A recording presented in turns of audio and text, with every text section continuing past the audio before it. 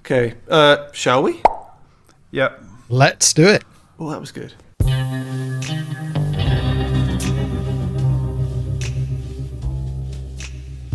Greetings, friends, and welcome to the Formica Table, a podcast from another place above a convenient store of the mind.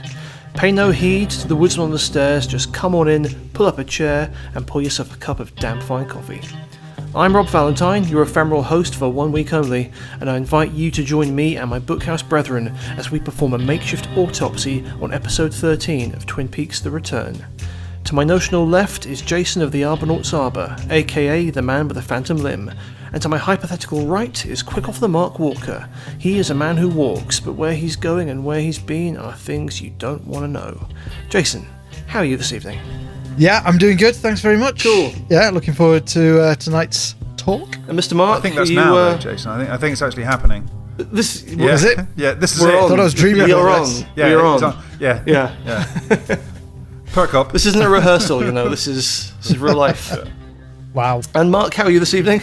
I'm fine, thank you. I'm in the starting position, and that is much more comfortable. Ooh. Okay, well, I guess, shall we just leap straight in? Is this episode Lucky 13? Jason, what did you think? I would say, on the whole, this episode was lucky for me. This was a lucky 13. Uh-huh. With an amazing, audacious, you've got to hand it to him, trolling by Mr. Lynch towards the end. That was brilliant. Which I'm sure we'll get to. That was brilliant. All right, we won't mention literally, it, but, we won't mention it by name, but I think I'm tapping my nose. I'm pointing at you, Jason Arber. Yeah, so. Okay, and Mark. That's my overview. Well, now I'm going to do what you do, Rob. I'm going to talk about the opening credits. If I roll myself back to 1991, and I remember when I saw the credit at the start of an episode directed by David Lynch, that meant something. That was a thrill. And it's starting to mean less and less with this new season.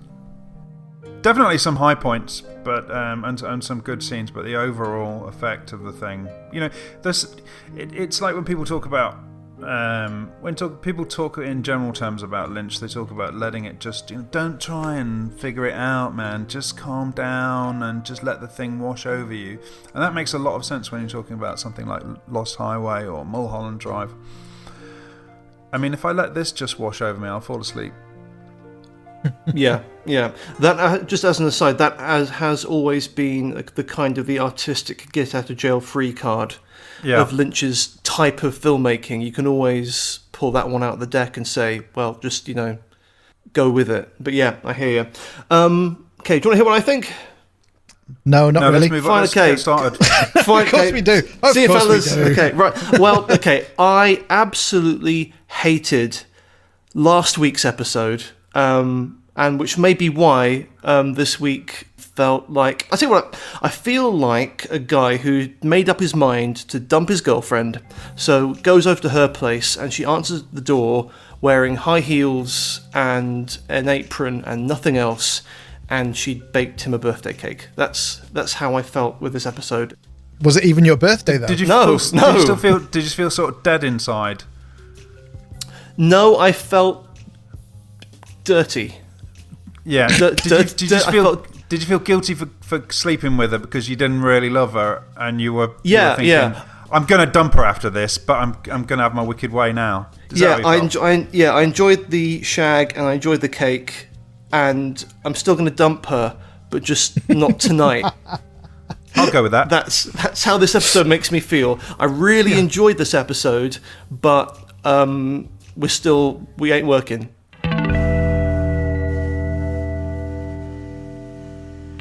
Okay, well in that case, let's start tucking in.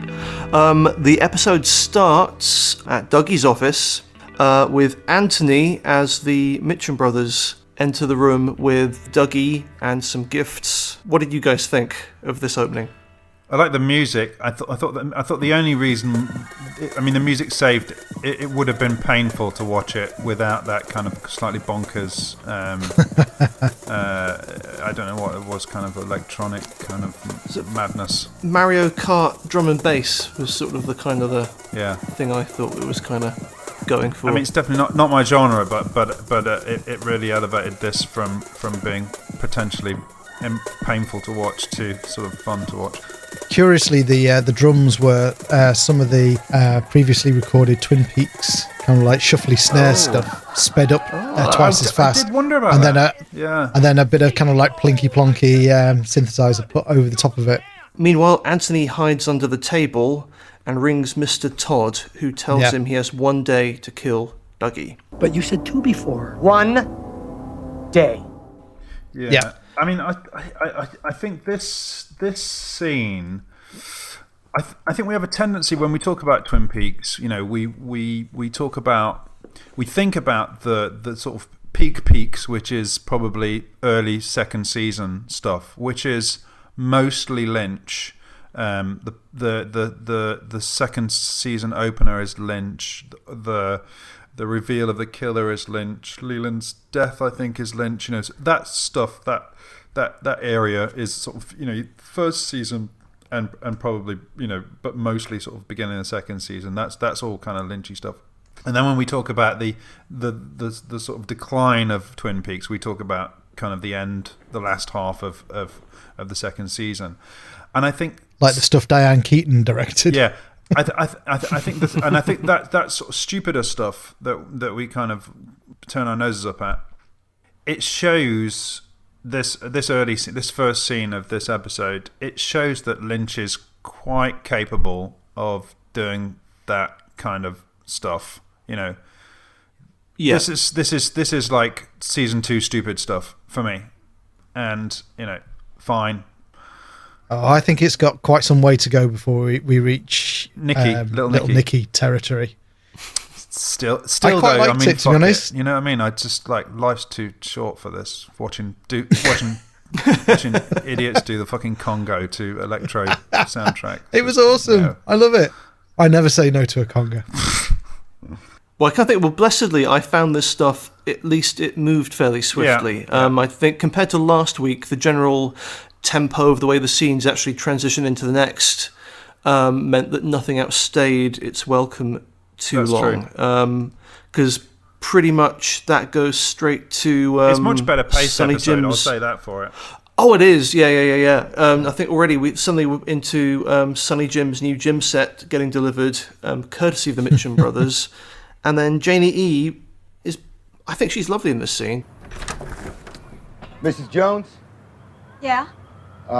Where do you want it set up? What? Sonny Jim's new gym set, courtesy of the Mitchum brothers. In the car, too? Mitchum brothers. Where do you want the gym? Backyard? All right, guys, let's go to the backyard. But anyway, I'm giving my opinion. I should be asking you what you think. Yeah. Where are you guys at with Janie E at this point and all that stuff? I mean, all this Dougie stuff is... I mean, Jason, you have a lot less of a problem with it than I do.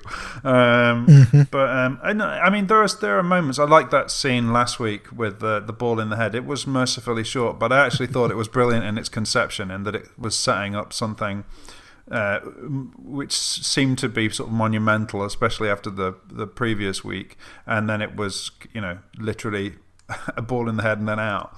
And I think this. I thought this was, as far as the Dougie Jones stuff goes, I mean, it was sort of relatively delightful. I liked the scene with little, what's his name, little Jimmy, Sunny Jim. Jumping about, hopping about the climbing frame and stuff. And it reminded me, in a sinister way, it reminded me of the Chalfont boy who hops around with a mask on. But it seemed to be very similar, sort of hopping around. He didn't have a trampoline, though. He didn't have a trampoline, but it looked, you know, he could have had a trampoline just off camera, the way he sort of bounces about. I mean, it was so bonkers with the spotlight and stuff. It reminded me a little bit of Alphabet No, the grandmother. Sorry, the grandmother. It reminded me a little bit of that for some reason, and I thought it was fun, and silly, and I liked it. And it was, as you say, Rob, it kind of got on with it. Didn't linger too long. Yeah, Jason, anything else to add? Because to be honest, I have no desire to linger on these scenes either. Something I thought that was a little bit strange about it was the loop that Sonny Jim was doing around it. It was like just he was in a loop. He was in a weird kind of like time loop. Well, that runs throughout this episode, doesn't it? It does, and for that reason, I found it a little bit sinister. Actually, there was like this undertow. Like obviously, on the surface, it was like, oh my god, he's got this amazing gym, which the gym in itself seems a little too small and too young for him. And he's like, woohoo, I'm doing it. But just there is going that as well, around and around and around, with the spotlight and that kind of like arch thing.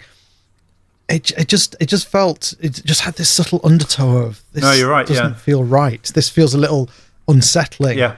And I quite like that. So that's probably the only thing that I would throw into that whole thing. We cut now to Western Montana and the return of Mr. C. I love it when Mr. C shows up. I love it as well. I desperately miss him. We didn't talk about it last week, but actually I do think the whole thing dips when he's not in it. And he wasn't in it at all last week. And we didn't actually talk about his absence, but I do think it has a massively detrimental effect on the episode when he's not in it. And conversely, it lifts it massively when he is. It's.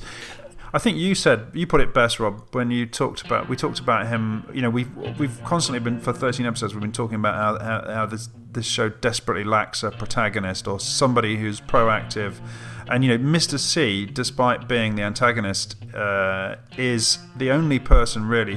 He's a man with a plan, and he's kind of on the road, and he's trying to get it done. And he's the only one who's really sort of followable, who we sort of invest any interest in what's going on. His adventures. No, exactly. Yeah. Is that the farm? This is the farm. Yes. This is the farm. Yeah, and he drives in, and the occupants of the farm, for want of a better word, are viewing him on a big screen. Ray is amongst them and says, Fuck. What's the problem, Ray? I killed that guy. He's the one I told you about. You didn't kill him too good, Ray. Personally, with Mr. C turning up, suddenly I was loving this. How did you guys find it? Absolutely. This was the highlight of the episode for me. It's absolutely stupid shit, but amazingly stupid. But I mean, despite it kind of feeling like a sort of Lynchian rehash of that Sylvester Stallone film, Over the Top, made me think about that. Sylvester Stallone, Over the Top. I saw somebody on Reddit had done like a mashup of that poster, putting Mr. C's face on there. Totally amazingly stupid shit. Thoroughly enjoyable. Mr. C is invited to get into the elevator, and the collection of thugs, all apparently working for this guy Renzo, decide not to use guns. Instead, that was their first mistake. Yeah. Well, I think guns don't work too well on him for very long, I guess. But they decide instead to challenge Mr. C to an arm wrestling match, and basically, in 14 years, no one has beaten Renzo at arm wrestling. You get one chance, and if you lose, Renzo becomes your boss. Personally, as soon as that was announced, you know where it's going. But for me, the fun is enjoying knowing where it's going and getting to watch it unfold. That's what this is about, really. I liked it on a couple of levels. I liked, as you said, Mr. C is going to win. It's of course he's going to win.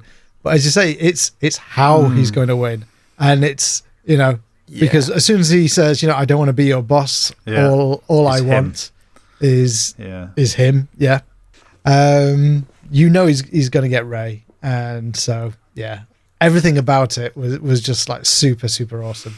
Yeah. Mark? Yeah, like I said, it was completely theatrical and over the top and sort of ridiculous and stupid, but I thoroughly loved it. I thought it was the most sort of pure Lynch and the most sort of accomplished thing in the episode, I think. That it's so much fun watching Carl McLachlan have fun with this, which he clearly does, and he plays it pitch perfect for my money. He's only getting better as the weeks go on with this Mr. C character. I just love it every time he's on screen.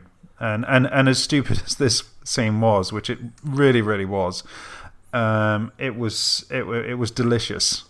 Give me more of it. I could watch episodes of this stuff. Yeah. Any thoughts about that massive screen that they're all standing? There's like a cinema-sized screen that they all stand in front of. It's very strange. Can't be cheap.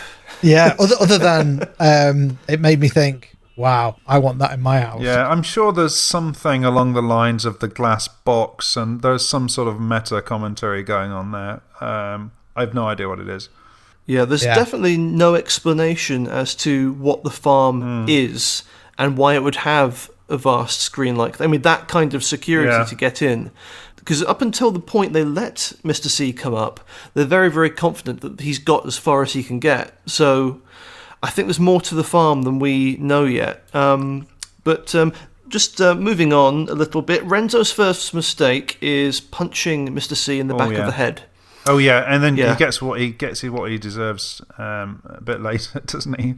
Tenfold. That was nice though. I mean, it almost seemed Carl McLachlan's reaction to it seemed very sort of natural, and I mean, I don't know. I mean, the way he took the punch, the way he sort of stumbled on it. I was genuinely sort of surprised by it, and he seemed surprised. Yeah, I like little moments like that because it shows you that you know, Mr. C isn't completely omniscient. He's not. But I did think he seems to have super strength and stuff. But yeah. Oh yeah. You don't want to rattle that tiger's cage. No. But you know, it just shows you don't want to muddy that get mullet. One up on Mr. C. No. So the arm wrestling match commences, and Mr. C toys with Renzo, and before finally, as it's happening, actually, everyone, Rey most of all, knows that Mr. C is going to win, and then when Mr. C eventually does win and punches Renzo in the face, killing him outright, Rey is handed over by the other guys who are now quite happy to work for Mr. C if he'll have them. There's also a lovely moment actually when it starts to look pretty bad for Renzo, and it's fairly clear to everybody in the room where this is going. And Rey starts to scarper, and Renzo says, "You stay where you are, Rey. You know, stay the fuck where you are, you know." And it's just a nice little detail. I did think the staging was very odd. It was very theatrical. The way they sort of no one stands in front of the camera. You know, they're all sort of stood around the back of the table as if they were on a theatre stage. Yeah, I know. It's very oddly staged, the whole thing. Another little detail that I liked was that when Mr. C was toying with Renzo and he was letting him get, you know, push him a certain amount and then a certain amount, the fact that Mr. C said, "It hurt me." Yeah. when I was here, and it hurt me even more when it was here. You know, and the fact that Mr. C, you know, feels pain, I thought was again just an interesting. I mean, it's really subtle, but it's just a little interesting thing. You know, this is not a guy who is impervious to pain. He's not a guy who can't be surprised. You know, it's there are still human elements to him. Yeah.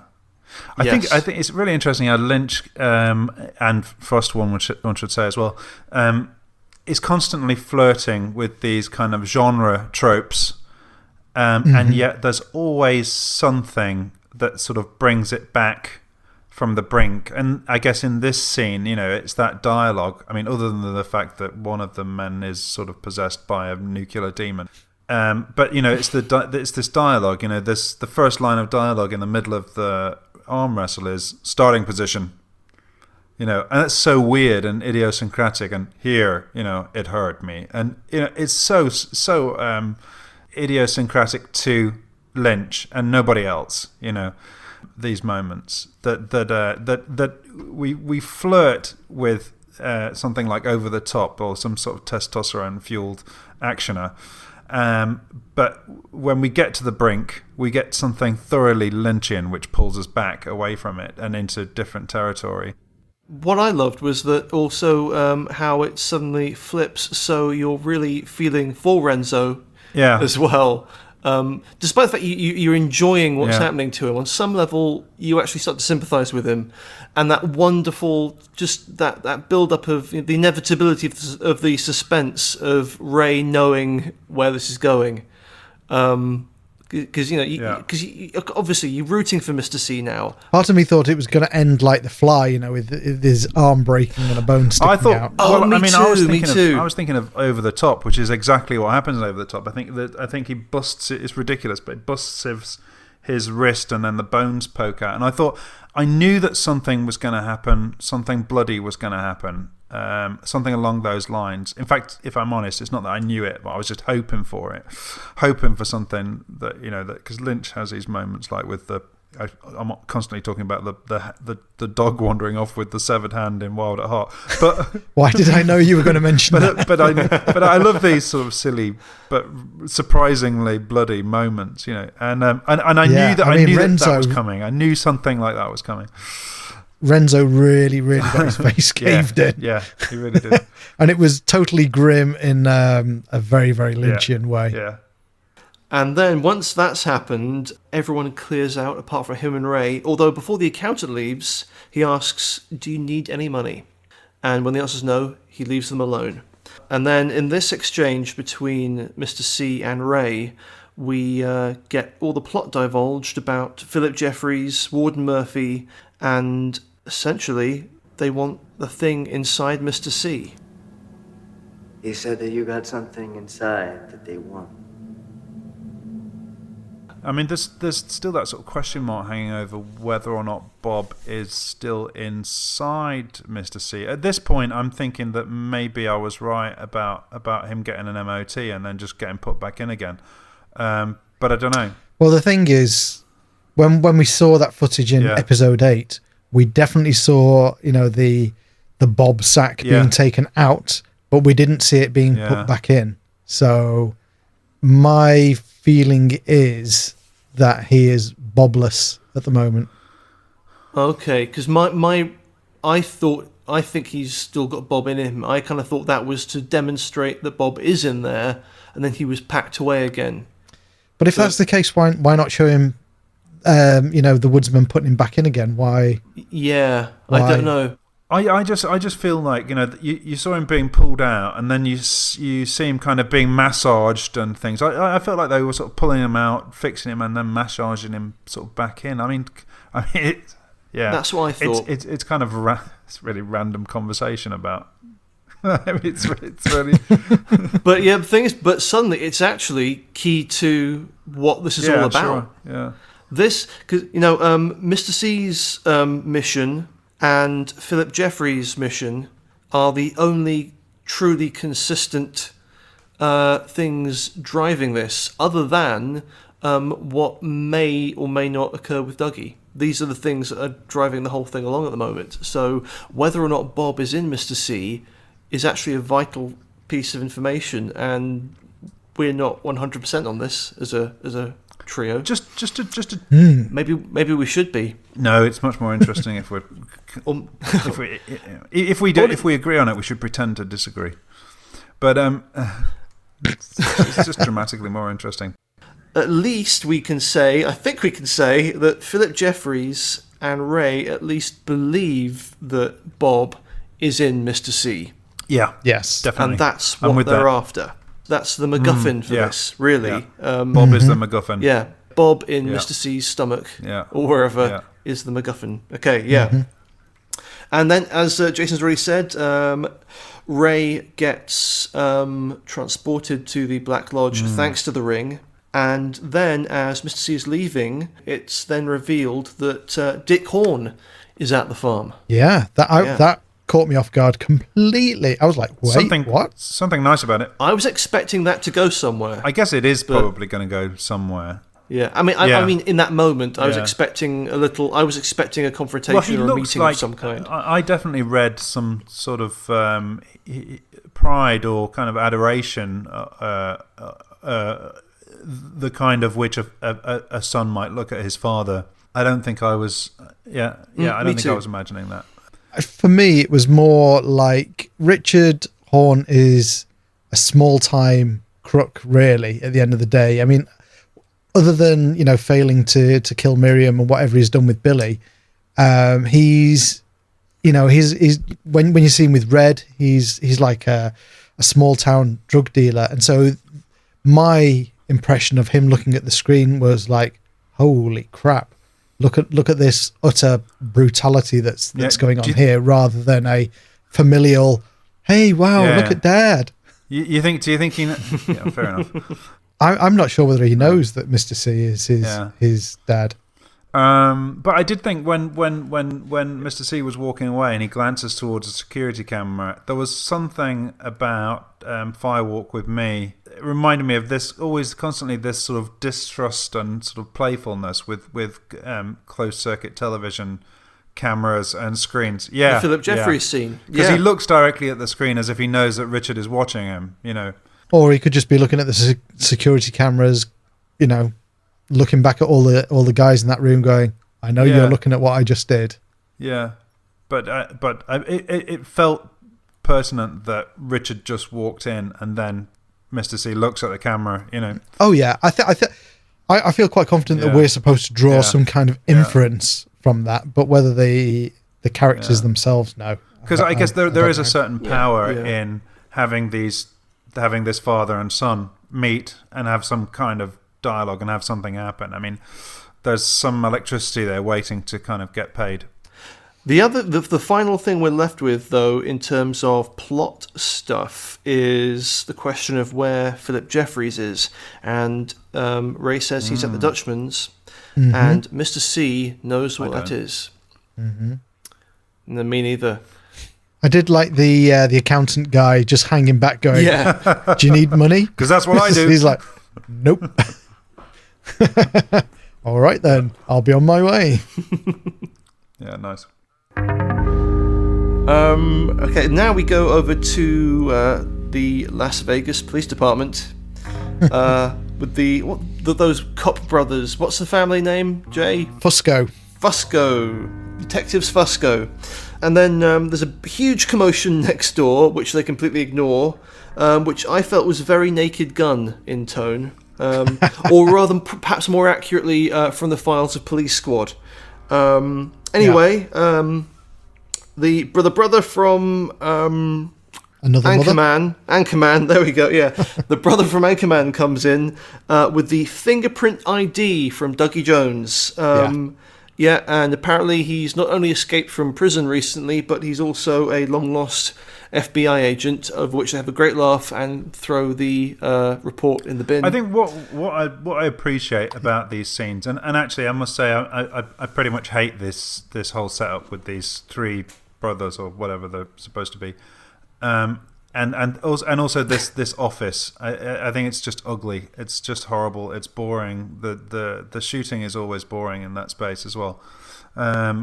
But what I did appreciate was the sort of sound play, all the drama that was happening in the room next door, which accounted for about half the scene before the other police officer walked in with the fax or the printout or whatever it was that he had. But yeah, it reminded me also of the trailer that Lynch made for this episode. Did you see that? I don't think it was a trailer for this episode. I think it was his introduction to that's right. Yeah, Comic-Con, you're right. Yeah, because he couldn't be there personally. And it had all kind of like crazy sound effects. And it was effects, just an exercise like, here's what I can do with nothing but sound. Good afternoon, ladies and gentlemen. And hey, don't go out that door. Hey, we're on the 4th floor. We're not on the ground floor here, buddy. What are you doing? Hey! Hey!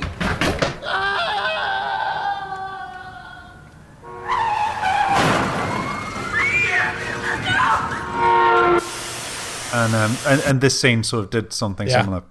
What I liked about this scene was that for weeks we've been going, oh my god, once the cops, fingerprint Dougie, this is how the FBI are going to know that Dougie is Coop and he's in Las Vegas.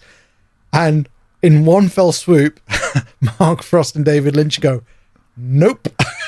They can like screw it up and throw it in the bin. And we all have to give David Lynch and Mark Frost $1. Unless Albert, through some kind of thing, Tammy comes in with a report saying the information has been asked for later. But yeah, I enjoyed that. I kind of felt that the Cop brothers were laughing at us, not with us. That's all I've got to say about that bit recently. But fortunately, we segue into the fantastic, I must say, Tom Sizemore as Anthony, looking for Detective Clark, who's out back grabbing a smoke. And so Anthony goes outside into the alley and has a chat with Clark and is after some poison for a job. Yeah, I don't have a lot to say about this scene, but I did like the I don't know who was playing the police officer, the detective that Tom Sizemore is talking to, but it was just a nice performance, a well cast face. He seemed familiar. I don't know. He's probably somebody that we've seen in other things, but good moustache. Yeah, Jason, what do you think of this bit?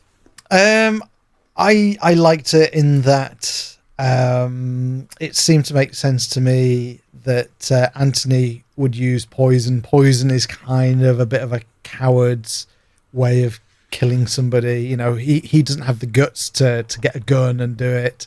He needs something like this, which is totally in keeping with his Mr. character. Murderer. I murder people all the time. Way. Yeah, I've got it all sorted. Yeah. I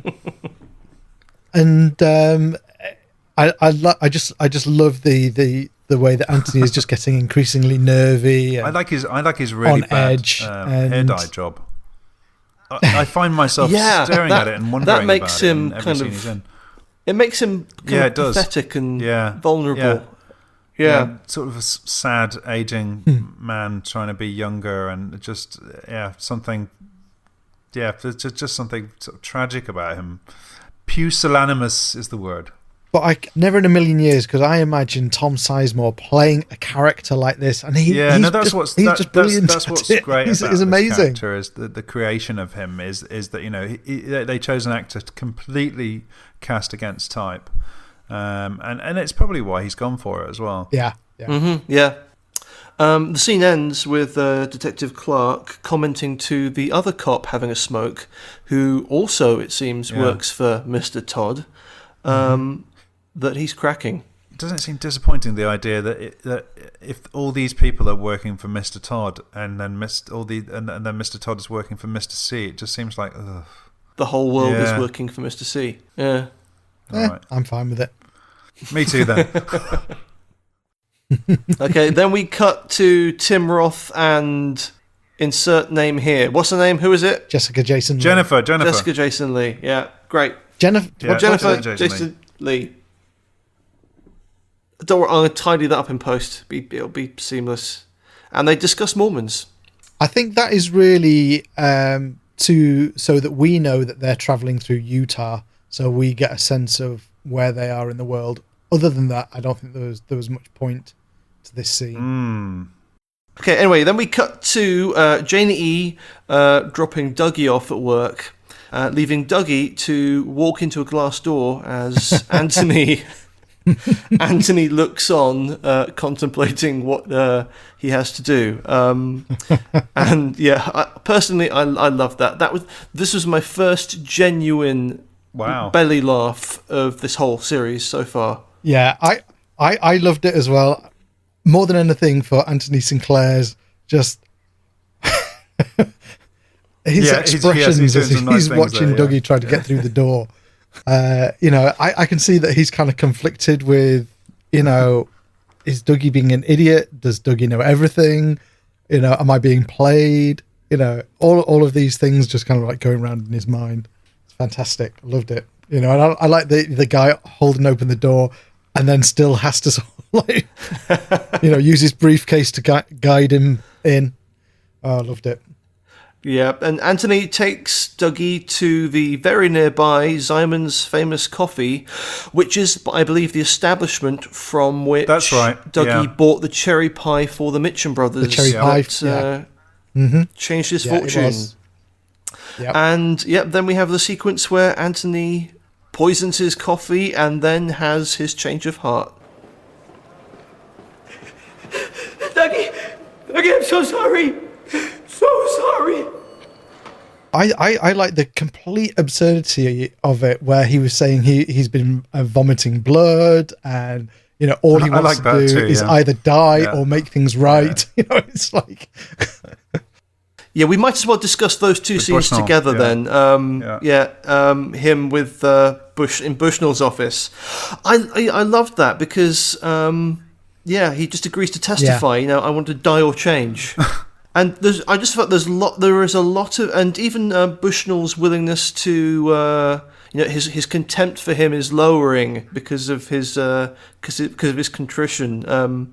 His anger and contempt are subsiding. I just thought there was an awful lot of humanity on display all of a sudden. Goodness in action in this bit, and I've been gasping for this kind of stuff. I suppose the thing is, I'm just relieved that the Dougie strand has gone somewhere finally. It's come to a head, and it's taken far too long, but I'm determined to enjoy the moment. Yeah, and now that it has come. Again, I just like the absurdity where, Dougie Coop repeats the word confess, and then Anthony Sinclair's like, yes, I will, I'll get to that. Yeah. It was just totally stupid. Yeah, if you take Dougie the way they're taking him in this scene, Dougie is playing it really cold and kind of cruel. Yeah, and Anthony's surprised that Dougie managed to work out about the two cops that were involved as well. And he's kind of looking back at Dougie, and Dougie's got this blank expression. It's brilliant. It's not brilliant. It is brilliant. It's not fucking brilliant. I don't know if it's brilliant or not. I'm a bit punch drunk with this series now. I just think the whole Dougie thing is the tone between the Dougie stuff and the rest of it is just so jarring. I really have trouble getting over that. Yeah. Actually, as a thought experiment, just from this episode, imagine Dougie being in any one of the Twin Peaks scenes. It doesn't work. The gravity of like Big Ed or Robert Forster, it's just they're on different planets. I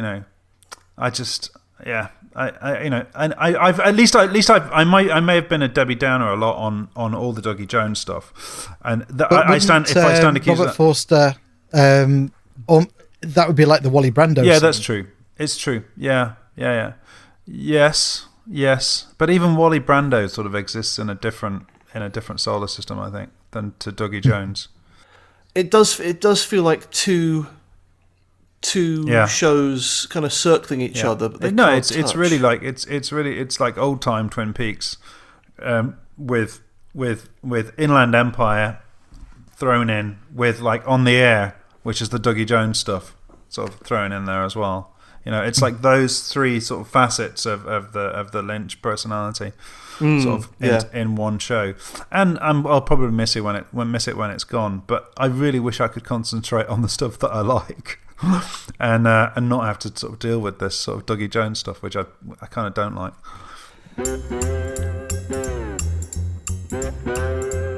I'll take us now to the Double R Diner, where Shelley is at work, and instantly I'm thinking it's nice to see Shelley. But Becky rings, not knowing where... Is it Chris? I want to say Chris. Steve, yeah. Thank you. Yeah, not knowing where Steve is, and Shelley clearly doesn't give a shit where Steve is, but does ask Becky if she wants to come over to the diner. And I wish Shelley would make ice cream and pie for me. Oh, I know.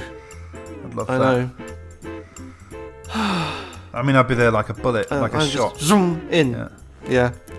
Before she hangs up. I'd get so fat so quick. Yeah.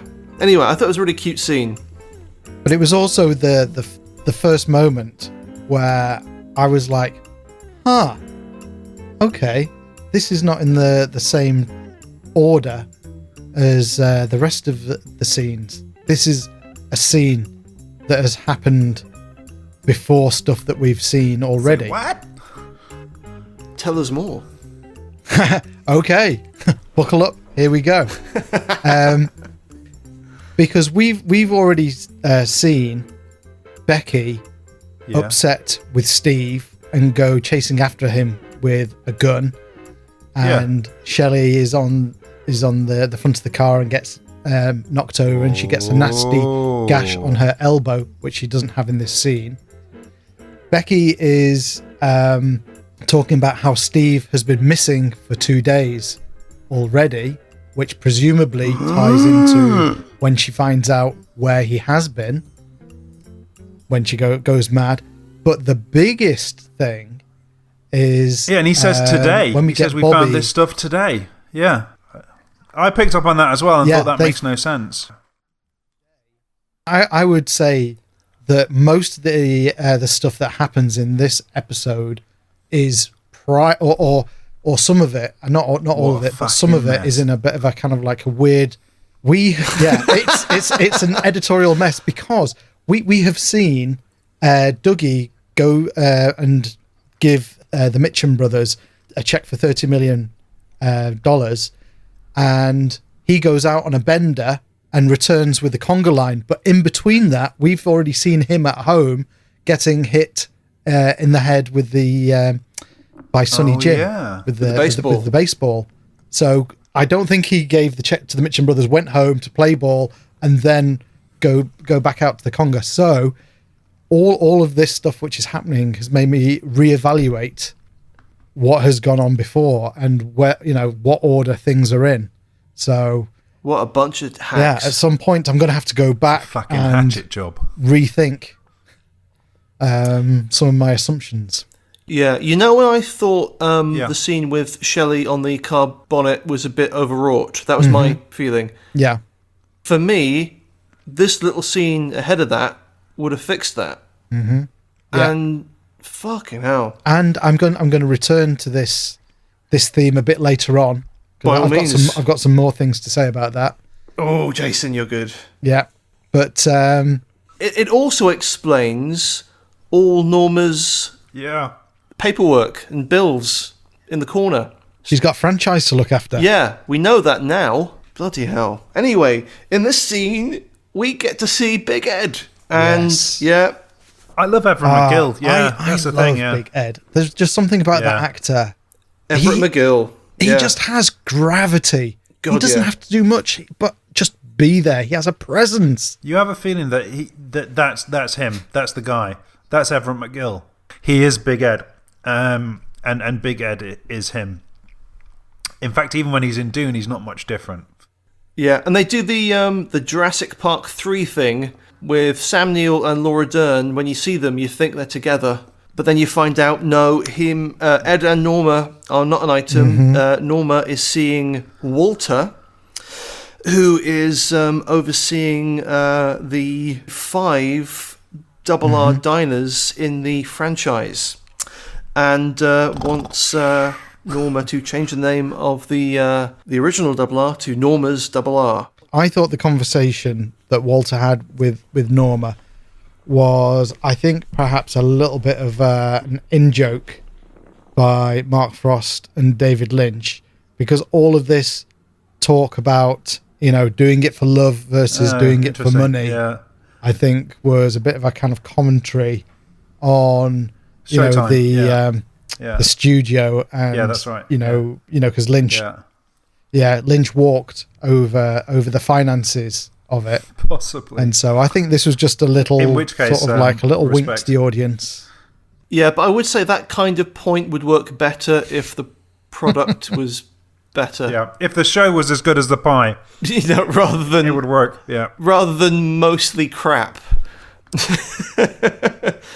What I will say about this scene, though, is I think it felt like the first genuinely Twin Peaks-based story strand that had some sort of like day-to-day kind of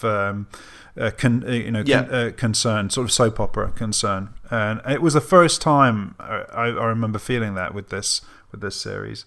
And how sad as well, Big Ed. It is very. I guess that's the soap opera bit, isn't it? Is because you've got this sort of smooth-ass corporate suit who seems to be fucking Norma over in more ways than one, and then Big Ed sat there from a distance looking at his. She's really fucked him up, I think, hasn't she? Now, 25 years later now, and we can see he's on his own, and she's doing all right, and I just think, wow, she's sucked his life force, the poor man. Yeah. Yeah, let's move on to the next scene where we are outside Run Silent, Run Drapes. And Dr. Jacoby stops by because he's seen a shovel in the window. Okay, I have to apologise. I am a real Debbie Downer this week. I'm looking at my notes here for this scene, and I've written, meh. I kind of thought that both Nadine and Dr. Jacoby were essentially just kind of running on their key signifiers, and I was bored by it until there was that spark between them, and you could tell they were kind of maybe starting to fall in love. Because I'm a sucker for that stuff. I really am. You're such a softie, Rob. I love that, though. It's very endearing. It is, because obviously I am as well, But yeah, I mean, I thought the shorthand for who they were was a bit crap, but as soon as they start, as soon as Jacoby said, "Oh, it was 7 years ago," and suddenly I thought, I know you. I feel I've been you. I know that. I have a human connection here with you. You're no longer just a set of catchphrases. That's a human thing I can connect with. I enjoyed actually the outpoint of this scene. I think so often these scenes kind of go on beyond their welcome, and I think this scene was kind of like in and out, and it was fast. And I think maybe it cut out when it was like when he said, "I remember what the weather was. There was a storm or something." Something like that, and then that was the outpoint, and then you just leave them there, and we imagine how that conversation progresses, and it just felt punchy in a way that, like, for example, the Audrey scene last week definitely didn't feel punchy. It knew what it was doing. It went in there, it did it, and it got out again.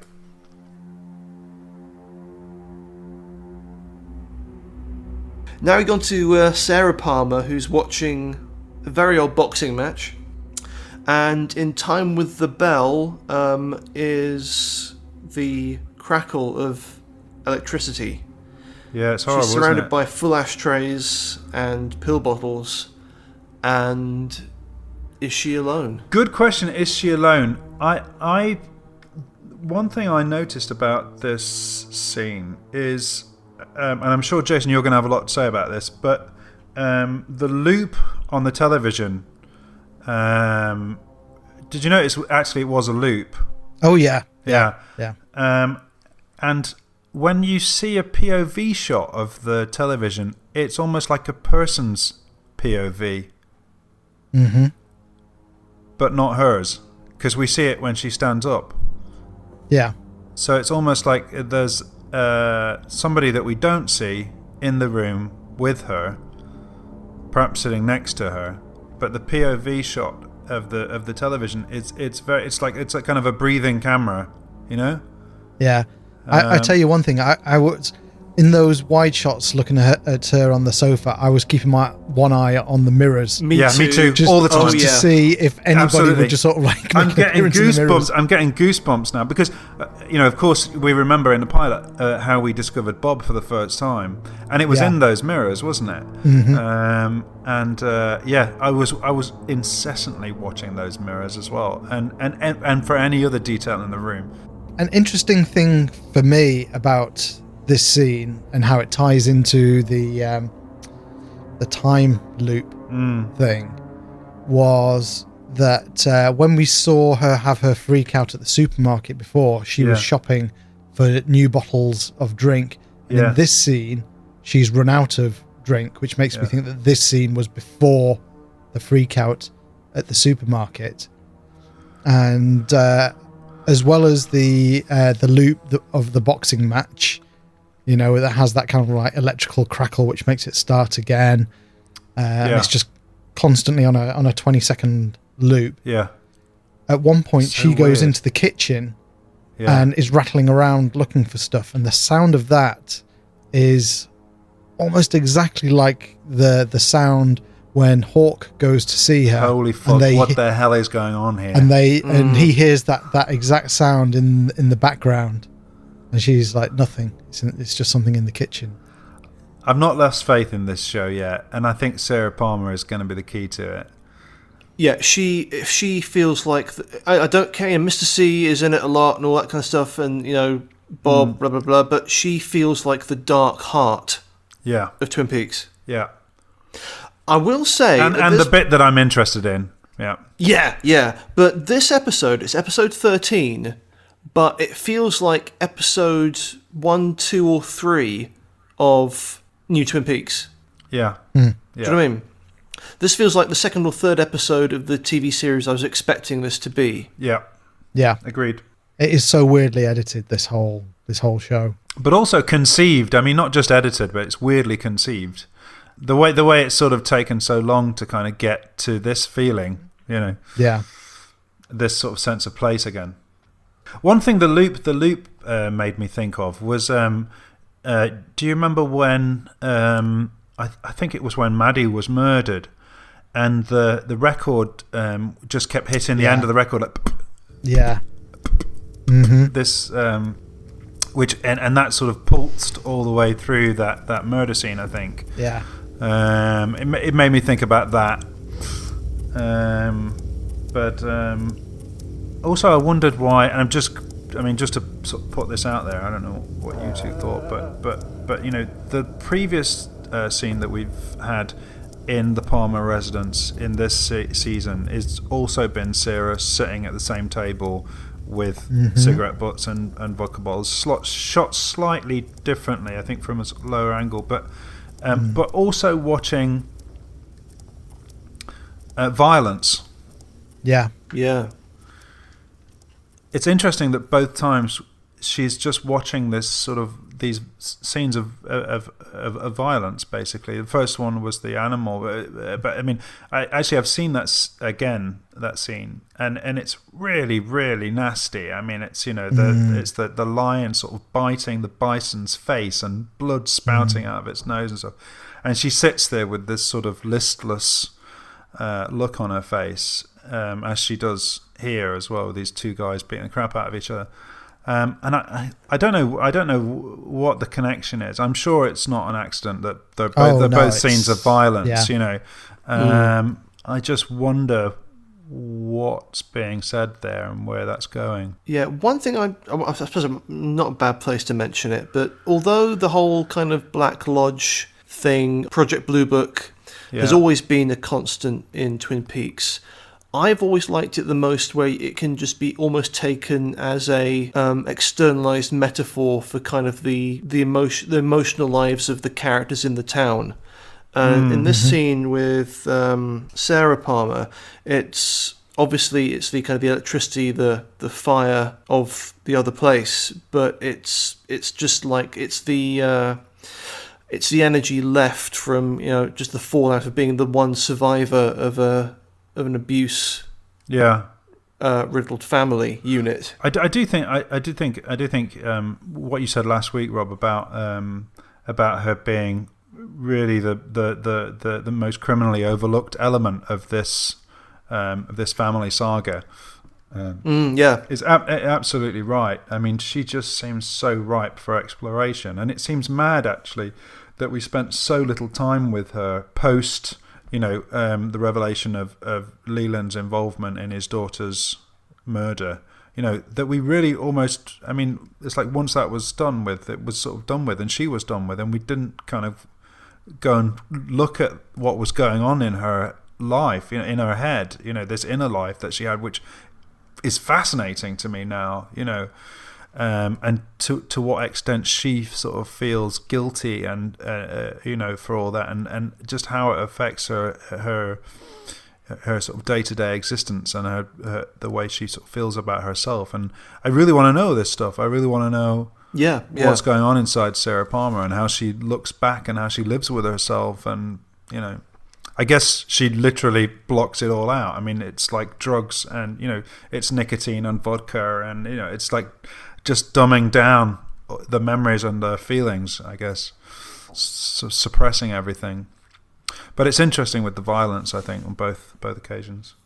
Yeah, I think I've mentioned it before, so I don't want to repeat myself. Yeah. But it is worth saying that the problem with victims or witnesses like Sarah is that in story terms they don't have much agency. So you can look at what's happened in the past and how they're dealing with it, but you've got to fight to explore someone like her properly. You've almost got to have it's happening again, and actually have something happening again, where her past experience becomes suddenly important to influencing future events. Future events. That's the only way I think you can keep a character like her, give a character her agency, rather than just having her being someone with terrible experience. But I don't know. I don't know where it's going. I mean, I hope there is still time. We still have several hours left. Yeah. Now I'm hoping that's where it's going to go. But where we go next is to Audrey and Charlie. And Audrey in the scene feels like someone else. What did she say? Audrey, we've been over this. Tell me! Audrey, stop it. I feel like I'm somewhere else. Have you ever had that feeling, Charlie? No. Like I'm somewhere else and like I'm somebody else. Have you ever felt that? No. I always feel like myself. I thought this was pretty chilling stuff. Suddenly it put a different slant on everything on the scene that we had last week. It didn't make that scene any better, but it did make me think. Like she doesn't know where the roadhouse is, but she's in Twin Peaks. And then I suddenly thought about the scene with Ben and the sheriff, and I think you, Jason, were sort of saying, well, how come they don't go to? How come Sheriff Truman doesn't go to talk to Audrey if she's the mother instead of Ben? And then I thought, well, maybe the reason is that either she's not around, or are we seeing her in her own sort of personal hell, or is she still in a coma, or whatever? I don't know. But it was definitely I started to distrust the reality of what we were watching in this scene. Yeah, I was exactly the same. When Charlie said, do you want me to end your story? Yeah, I was like, what? Yeah. Wait, what? Yeah. I all the same things went through my head that went through your head, Mark, where I was like, you don't know where the roadhouse is, and it's like, it's almost like you can't leave. It's like you've got your coat, but all of a sudden you're sitting down, and Charlie says, I thought you wanted to leave, but now you seem like you don't want to leave. Yeah, and she says that weird line like, it reminds me of Ghostwood, or it's like Ghostwood, or something like that. Yeah. And I thought, what? Yeah. So now suddenly this stuff is interesting. It's kind of intriguing. Yes. Yeah. And I was like you, Mark, I started thinking, oh, is she still in the coma? And this is what's just running through her head. But then I was like, but how does Billy tie into this? You know, because Billy is a character in our current timeline, or is it a different Billy? And all of a sudden I was like so confused. I had no idea what was going on. Oh yeah, that's true. Yeah, the Billy thing sort of scuppers that. Well, I know you've got bit, but... Mike and Bob and Bobby and Mike. You could have two Billys. Yeah. I don't know. It was definitely far more intriguing and engaging than the scene last week. I think definitely, and mercifully a lot shorter. But I do think there's probably, I think the fact that her son has stolen Billy's truck in order to do his drugs run or whatever it was, and ended up killing the kid. I think the fact that it was her son who took that vehicle and the owner of the vehicle is Billy. I think that's probably a connection that can't be overlooked. I think so. I think there is some real world connection between those three. Maybe not. Yeah. Maybe it's another Billy. But I wondered as well whether Charlie was perhaps like her psychiatrist in some way.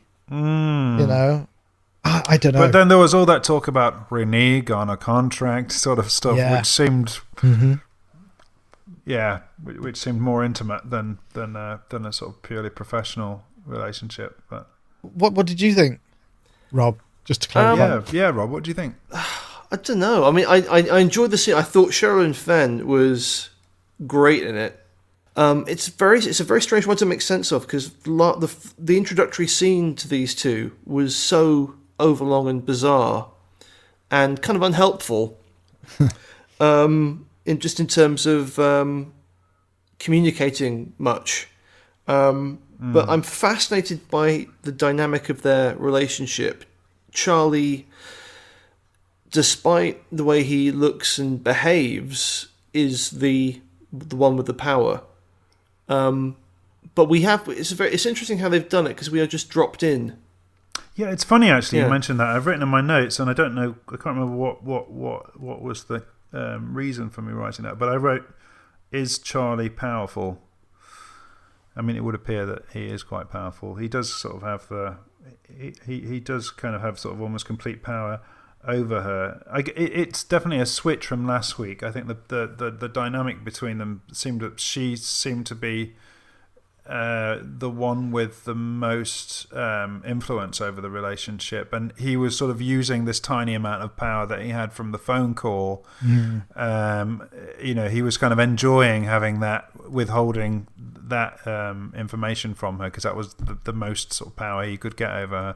But then it seemed to switch in this scene this week. That kind of the tables got turned on that, and she seemed broken somehow and trapped. Yes, yeah. I'm thing is, now that Jason has pointed out some of the chronological inconsistencies with some of these scenes and setups, I'm now just kind of thinking: is the Audrey Charlie thing suffering from some kind of post-production jobbery? I don't know. I don't know where we are with it. Are we presuming, Jason, that this editing hack jobbery business is a hack job and not an intentional inference that there are two dimensions at play here, or that we're looking at? I don't know whether it's two dimensions. Maybe two outcomes of maybe two different results of decisions being made, two different timelines, perhaps.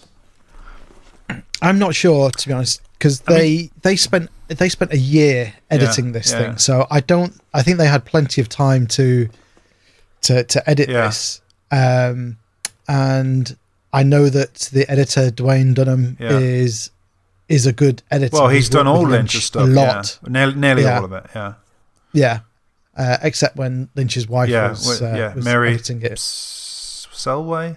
No, what's her name? Mary Sweeney. Close though. Give me some. Jesus. Not that far off. So I don't think it's necessarily, I mean, it appears sloppy, but I don't think it is sloppy. You think it's intentional? I think it's intentional. I would say at worst it is to throw us off and to make us feel like a bit woozy and a bit, off kilter with what's going on. The only time this has sort of been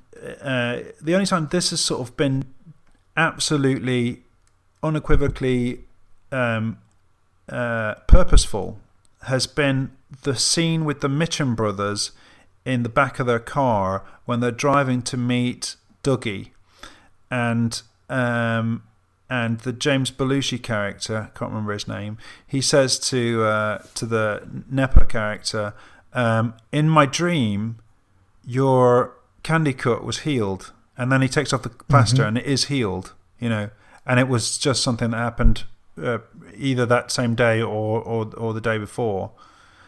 And it made me think when you mentioned this thing about Shelley and the cut that she got from falling off the car, that maybe these inconsistencies are deliberate, and that maybe we've just entered the Twilight Zone, or the Twin Peaks zone, or Hastings' other dimension. That there is some switching between dimensions or something. I'm not sure whether it's dimensions. I think that's perhaps a little bit too strong, but it definitely makes you go, wait, whoa. Let me go and reevaluate everything that I've seen previously. And so it could be kind of like it makes me think of Mulholland Drive in the way that kind of like starts at the end and then goes back. Mulholland Drive is and great, then moves forward. Is that that's what the difference is? Yeah, well, a bit. But the more that we discover stuff like this, I mean, I'm getting excited now talking about this stuff because I think suddenly it gets more interesting, and suddenly and Dwayne Dunham edited Mulholland Drive. So. Yeah, and the scene between the scene that we had last week with Audrey and Charlie, and the scene that we had this week with Audrey and Charlie, it's. Suddenly it's getting infinitely more interesting because of these sort of discrepancies with time.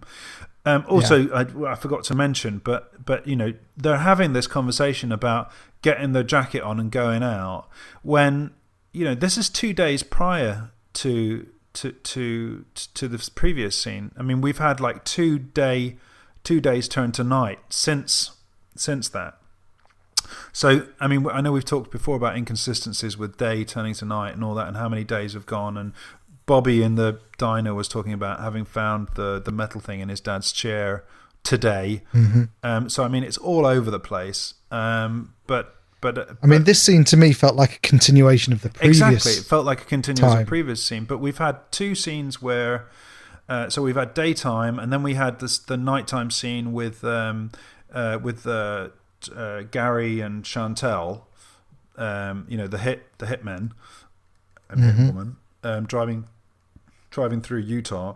That was nighttime, and then it was daytime again, and then we had the scene later with Sarah Palmer, which was nighttime. So that's 48 hours that's passed at least since the previous scene with Audrey and Charlie. So I'm thinking, are they completely out of time? Are they in a place that is outside of time? Having this conversation about getting your jacket on and going to the roadhouse, which she's suddenly forgotten even where it is, having lived in Twin Peaks her whole life. It's very strange and intriguing. Yeah. The whole thing is just really off kilter and, just has this undertow of oddness to it that I really liked. And I did a complete 180 on this Audrey stuff. I went from being very, very dismissive of the first scene to with this scene. Me too. At the end of it, just going, me too. It's not what I thought. Me too. But actually only on the second viewing, I think, because I was sort of close to it because of the previous week. I wasn't really paying attention until I watched it again to make my notes. But anyway, so I'm really intrigued to see where this Audrey stuff goes. Yeah, however, the next place we go is the Roadhouse, and tonight's act is introduced. I loved it. Me too. I absolutely loved this. I really did. And at the same time, I know that it's and people are saying that it's like Lynch is sort of trolling us. I don't think he is. I think he's having fun with it. Let me clarify. I don't think Lynch is cackling to himself, as he's writing this to Mark Frost going, haha, this will teach them. I think he's, as you said, he's having fun with it, but he's just inadvertently trolling everybody. But I also think he loves James Marshall, and I think I think he's sort of enjoyed sort of putting him on. Poor James Marshall. But poor James Marshall. Why? No, nobody likes him. Nobody likes that particular performance. I love. And here he is doing it again. I love him. I like that. I like that. That to me, that sums up my teenage years. That sort of trying to decide between two girls and then singing about it on guitar. Brilliant. No, I liked it. I liked that scene. I thought it was funny. No, I mean, I sort of have a problem with the sort of the idea that Lynch is being a trollster. But definitely, maybe he is having a jab. But I think at the same time he's directed it in such a way that James Marshall is playing it with such conviction. There's no twinkle in the eye. He's absolutely playing it for real, for all it's worth emotionally. And the girl who's watching him, who I think is called Renee, that character, Renee, we see her in the second episode, I think. She's in the booth with Shelley, and she's the one that Shelley says, no, James is cool. He's always been cool. He had a motorcycle accident, but he's cool and he's always been cool, I think, is the dialogue. So there's clearly something between them, or has been something between them. So there is some kind of emotional connection. And I think whatever fun Lynch might have been having with it, he was still determined to sort of turn it around 180 degrees and make something kind of emotionally substantial out of it as well. And more or less kind of succeeds with that. I mean, I wasn't blubbing or anything, but I enjoyed it thoroughly. I thought it was a really nice little scene. I thought it was fantastic. I'm definitely one of the people. I'm not a James fan, if you go back to the original series, and this song back in the day, I'm definitely one of the haters. But to kind of, Belloc in Raiders of the Lost Ark kind of says it when, you take a shitty song from 1991, bury it in the sand for 25 years, and it becomes priceless. The whole thing it worked. It worked fantastically. And I had a little squee when it was James, and I was utterly won over by this. It was great. What's the significance? Is there any significance at all in the tattoo? Renee's tattoo 7663. Ah, is that what it was? Because I couldn't quite figure it out, because the streaming on HBO Nordic is shite. She's not the first person in this series with numbers on her arm. That's, I don't know. I have no idea if that's significant. I did notice she had another. I did notice she had another tattoo, and I thought maybe it's hers, but it's quite weird to have. I don't know. Yeah, but no, just her reaction to the song was beautiful. Awesome. I was a little bit kind of like cynical because well, what a surprise. I noticed that James had brought his invisible band along as well, the same invisible band he had in the original series. It's like, oh, who's drumming? Who's playing bass again? Right, okay. You can bring a pair of singers along, but you can't bring an actual band. And maybe because I was in that mindset already, I found Renee's teary reaction. I'm just like, this song wouldn't reduce me to tears, even if my pet dog had died. You haven't got a pet dog. I know. It died, Mark. That's why. Oh, I am sorry. Yeah. Oh dear. Apologies. So I was left slightly cold about this. The only interesting thing that I pulled out of this little scene was the fact that Renee, the other tattoo that she's got is a rose on her right forearm. Ooh. A rose and a number. So that feels like it's going somewhere. At least it wasn't the word coordinates. Yes. Yeah. +2. +2. Yeah. So, I mean, I stood up and I applauded a little bit and went, David Lynch, you rascally rogue. Oh, that's what you meant by your message, David, you trolling genius, whatever it was. Yes. Yeah. Oh, okay. I thought it was an audacious move, the kind of move that nobody would expect. You know, people might thought, oh, Roadhouse, you know, James is there. Is he going to get on stage and perform? But I don't think anyone would seriously think he would get up and perform Only You. Yeah, just you. Or just you, whatever it's called, yeah. And he did it. But, I mean, has he been singing this song for the last 25 years, you know? Just that song for the last 25 years. Has he not written anything new? That's my assumption. That's they just, you know, they tolerate him once a week. He comes in, and that's the song he does. Maybe the motorcycle accident removed the part of his brain that makes new songs, and he just keeps writing that song.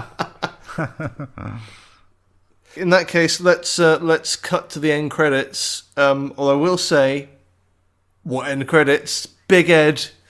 Yeah, late great. At night. Yeah, great. Yeah. Oh, yeah. These of the entire series so far, my favourite end credits. Yeah. Big Ed just burning the match and then burning the Booker matches and just it was brilliant. Was he burning the book of matches? Because I thought it was a bit of paper that he was burning, and I wondered what. I've been trying to Google what that piece of paper was, but nobody seems to knows. know. One of the theories that I had was it was like a little square photograph that he was burning. Oh, okay. But I mean, that's just guesswork. It's just, you know, because it looks like it's the size of, you know, one of those passport photo machine type photos. But okay. Literally only because it's that shape, I have no other evidence to support that. While I was Googling that, I found a theory about this reflection in the. Did you read that, Jason? The reflection in the glass when he's sort of staring out into the night. That is very odd when you see it. Yeah, there's again, you know, the streaming service that I use is not brilliant, so I really had to strain to watch it. But did you see that, Rob, as well or not? There's basically a glitch in his reflection in the glass. Oh no, I did not. So it looks like it's kind of a loop restarting again in the glass. Oh. Yeah. Part of me thinks, is this just like an editorial thing to kind of stretch the scene out, or is it like probably, or is it a deliberate thing? Is it a deliberate thing, or is it a VFX? Just as you say, you know, it's something that they didn't even notice. But given the loop on the TV and the other loop that we Sonny were talking Jim's about earlier, loop on the gym, I'm thinking maybe not. Yeah, yeah, it's happening again. One thing I did think about actually is that was quite touching when I remembered in the previous scene in the diner, and he says to Bobby, he says, you know, get your butt over here because it's never any good to eat alone. You know, you shouldn't eat alone. And then we leave him in that scene, you know, and then we find him there, and he's eating Double R Diner soup on his own in the gas station. I just thought it was really sad. And and also I kind of thought that would be a good kind of, you know, alternative title for this episode in terms of my enjoyment of it. It should be called Twin Peaks Bear With Me. You know, because I'm giving it a massive reprieve because this episode has basically been everything I've needed from it. I don't want, I need. I see what you did there. Yeah, thank you. God damn it. Talking about the episode now, I've started to like it more. Oh. Oh no, what a horrible situation. I hate it when that happens.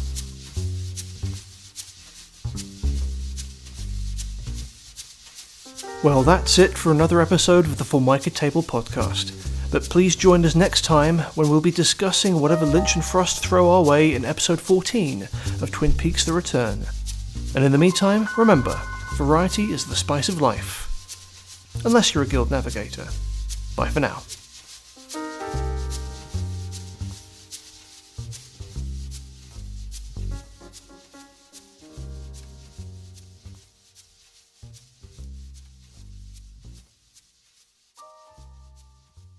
Yeah, but anyway, I loved him. I thought this was. You're brilliant. just using this podcast Yeah. as a sort of like as a sort of a dating kind of network or something, isn't it? I mean, you're making your. You couldn't be more where available. I am at the moment. It's just no. This is where my head. It's where my head is at the moment, very much. Yeah. But yeah, ladies, I can say Rob is very good looking. He looks just like Trent Reznor, but with a David Brent beard. It's all I can grow. For fuck's sake, it's all I can generate. Brent Reznor. But yeah, Brent Reznor. This whole podcast has been worth it just for that line.